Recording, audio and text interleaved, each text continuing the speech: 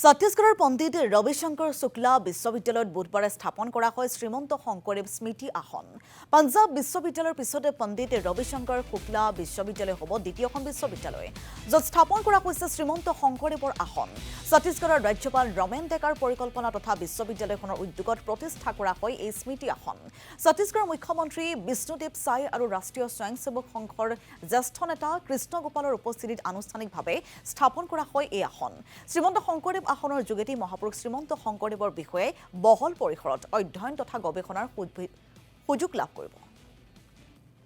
মহাপুৰুষ শ্ৰীমন্ত শংকৰদেৱে সেই সময়ত আজিৰ পৰা 1468 বা 1500ত তেখেতে সমগ্ৰ ভাৰতবৰ্ষত 12 বছৰ ধৰি পৰিভ্ৰমণ কৰিছিল আৰু এই 12 বছৰত তেখেতে যি জ্ঞান আৰু অনুভৱ পাইছিলে তাৰে ফলশ্ৰুতিভাৱে তেখেতে বহু ঠাইত লিখিছিলে দৈনন্দিন ভাৰতবৰ্ষ, কাৰণ ভাৰতবৰ্ষক তেওঁ সদায় প্ৰথম যিটো দিছিলে আৰু প্ৰভু জগন্নাথৰ যি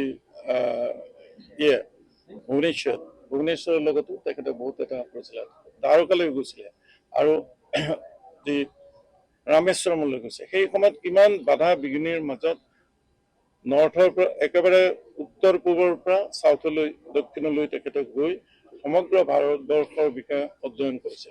তেখেত কি নহয়, সাহিত্যিক হয়, তেখেত চিত্ৰকাৰ হয়, তেখেত ভাস্কৰ্য হয়, তেখেত গীতিকাৰ হয়, সকলো গুণ তেখেতৰ মাজত আছিলে। সেই মহাপুৰুষজনৰ নামত আজি যি ছত্তীশগড় চৰকাৰে সহযোগত ফাইনেন্সিয়েল এডৰ সহযোগত এইখন পীঠ কৰাৰ কাৰণে ছত্তীশগড় চৰকাৰক ধন্যবাদ জ্ঞাপন কৰিছোঁ, মাননীয় মুখ্যমন্ত্ৰী মহোদয়ক ধন্যবাদ জ্ঞাপন কৰিছোঁ আৰু মই আশা কৰোঁ এই আসনখনে আমাৰ